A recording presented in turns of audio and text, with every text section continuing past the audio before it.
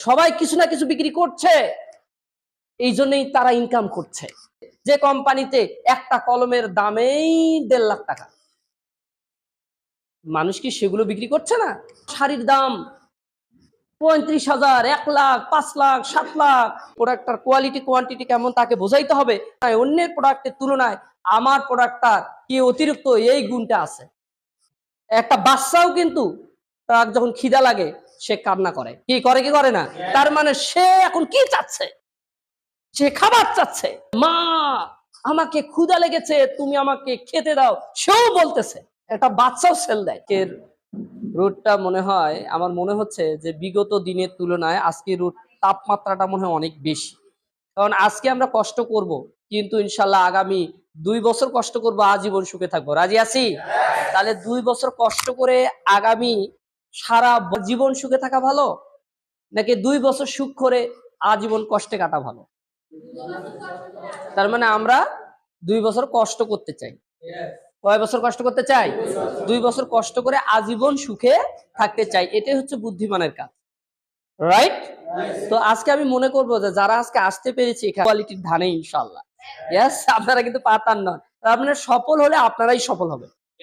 কারণ যারা কে মানে রোদকে রোদ মনে করে না, শীতকে শীত মনে করে না, ঠান্ডাকে ঠান্ডা মনে করে না, হ্যাঁ, তারাই তো পাগল, নাকি? আর পাগল তারাই কোনো কিছু পাওয়ার জন্য গন্তব্য স্থানে পৌঁছার জন্য লক্ষ্য নির্ধারণ করেন যিনি, উনি তো পাগল, নাকি? ইতিমধ্যে কিন্তু আপনারা পাগল হয়ে গেছে। আপনি আমি কিন্তু পাগল হয়ে গেছি। পাগল না হলে এত রোদের মধ্যে এখানে গরমের মধ্যে আসে? পাগল না হলে কি আর চিন্তা করেন, একবার খেয়াল করে বিষয়টা বোঝার চেষ্টা করেন। তার মানে আমি বলবো যে আপনাদের সফল হয়ে গেছেন, শুধু সময়ের ব্যাপার। ইয়েস। তো এখানে আমি একটা কথা লিখেছি, স্বপ্ন বাস্তবায়নের জন্য আমাদের কি থাকতে হবে বলেন তো? আকাঙ্ক্ষা থাকতে হবে, যে আমি করবই করব। আকাঙ্ক্ষা আছে? নাকি শুধু এখানে দিনাজপুর আসবো যাব, এটা কি?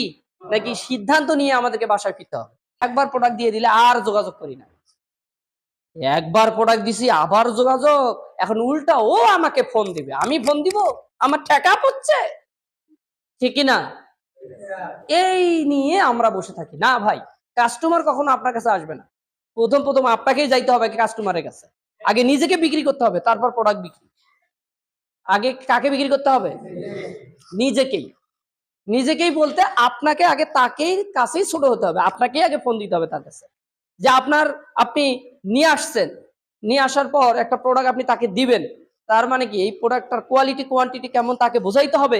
অন্যের প্রোডাক্টের তুলনায় আমার প্রোডাক্টটার কি অতিরিক্ত এই গুণটা আছে, এই সুযোগটা আছে, এটার ভিতরে এই কাজ আছে।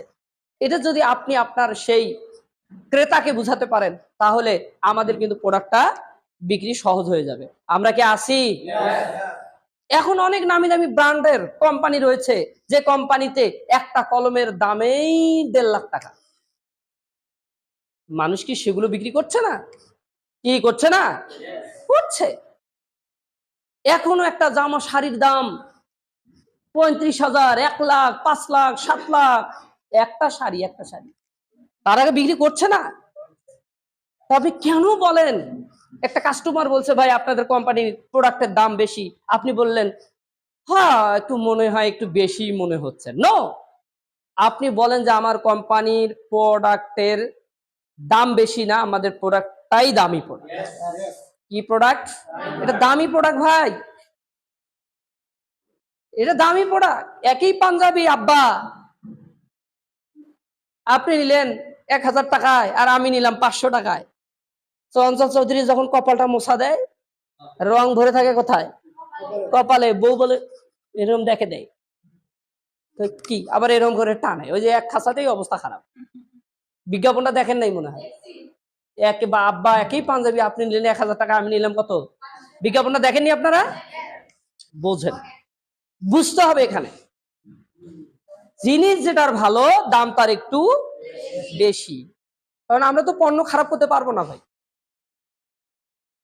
যদি আমাদের এই যে হানি ফেস ওয়াশ আপনারা অনেকদিন থেকে পাচ্ছেন না, কি পাচ্ছেন না? বুঝতে হবে কেন পাচ্ছেন না, কারণ এখানে অবশ্যই একটা উপাদান আমাদের বাইরের দেশ থেকে আসতেছে, সেটা আসতেছে না বিধায় আমরা এখনো টুথপেস্টটা বানাচ্ছি, এই ফেস ওয়াশটা বানাচ্ছি না। একটা উপাদান আমাদের বাইরে থেকে আসবে না, এই ফেস ওয়াশটা আমরা এখনো কি বানাইতে পারছি না, ওই উপাদানটা আমাদের মিস আছে। আর অন্য কোম্পানি হলে কি করতো, আর রাখেন ছাড়েন তো, অত ছাড়েন, আপাতত বিক্রিটা হোক, আপাতত কি হোক, বিক্রিটা হোক। আমরা কি আসি? তাহলে আমরা তো পারবো না ভাই, কারণ আমাদের নেটওয়ার্ক মার্কেটিং এর প্রোডাক্ট, আমরা মৌখিক প্রচার করি, আমাদের কোনো বিজ্ঞাপন নাই, কোনো অ্যাড নাই, কোনো মডেলিং নাই, ঠিক কিনা? তাহলে আমাদের পণ্যটা আমরা মানুষের দোরগোড়ায় পৌঁছাবো, সঠিক মানের সঠিক পণ্য আমরা মানুষের দ্বারে দ্বারে পৌঁছাবো ইনশাল্লাহ। কি রাজি আছি? মানুষ পণ্য নেবে, কেন নেবে? প্রোডাক্টের কোয়ালিটি কোয়ান্টিটি ভালো বিধায় কিন্তু আমাদের কাছ থেকে প্রোডাক্টটা তারা নেবে। আর এই প্রোডাক্টটা কেনাকাটার মাঝেই রয়েছে সফলতা লুকায়িত। কি রয়েছে? সফলতা রয়েছে আপনার আমার। তো আপনি মুখ খুলতেছেন না, আপনার কাছে একটা হীরা আছে, হীরাটার কথা আপনি কাউকে বলতেছেন না, হীরাটা কি জীবনে বিক্রি হবে? বিক্রি হবে? তা আপনি এত সুন্দর একটা প্রোডাক্ট আপনার কাছে আছে, আপনি বিক্রি করতেছেন, অথচ মাস্টার্স পাস কমপ্লিট করে এসে মানুষের দোকানে দোকানে গিয়ে বলতেছে ভাই 2 ডজন দেই, ভাই 1 ডজন দেই।